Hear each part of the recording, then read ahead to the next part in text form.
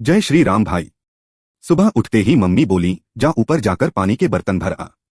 मैं छत पर गया तो देखा कि पानी का बर्तन बिल्कुल खाली था। फिर मैंने दूसरी छत पर जाकर देखा, वहां का बर्तन भी खाली पड़ा था। उसी बर्तन के पास एक पक्षी दाना चुग रहा था। उसे देखकर मेरे मन में ख्याल आया कि खाना खाने के बाद जैसे हमें प्यास लगती है, वैसे ही इन पक्षियों को भी लगती होगी।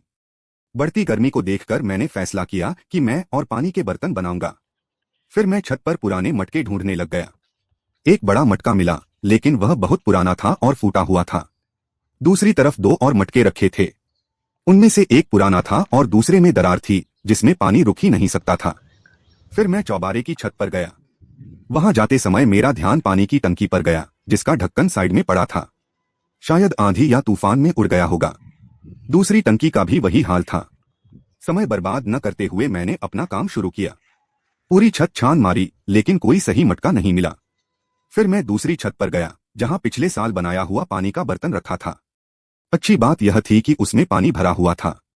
लगता है पड़ोसियों ने उसमें पानी डाला था, जो बहुत खुशी की बात थी। फिर नीचे आया तो मेरी नजर पिछले साल बने एक और पानी के बर्तन पर पड़ी। उसे देखकर मैं बहुत खुश हुआ, लेकिन पास जाकर देखा तो वह टूटा हुआ था। अब मैंने जुगाड़ लगाना शुरू किया। एक मटका मेरे पास था और दूसरा जुगाड़ करके पड़ोस की छत से उठा लाया। फिर मैं फैक्ट्री में गया और अपनी जरूरत का सामान ढूंढने लगा। काफी देर बाद मुझे एक पुराना टूटा हुआ चाकू मिल गया, जो मेरे काम आ सकता था। चाकू और मटके लेकर मैं बाहर आ गया। बैठकर मैंने मटकों की घिसाई और कटाई शुरू कर दी। लगभग आधा घंटा रगड़ते रगड़ते मेरे हाथ दुखने लगे, लेकिन मेहनत रंग लाने लगी थी। पूरे मटके पर एकदम गोल लाइन बन गई थी। यह गोल लाइन इसलिए बनाई थी ताकि मटका टेढ़ा मेढ़ा न कटे।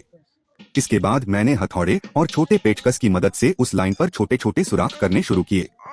काफी देर की मेहनत के बाद सारे सुराख पूरे हो गए, लेकिन मुझे डर लग रहा था कि कहीं मटका बीच में ही न टूट जाए।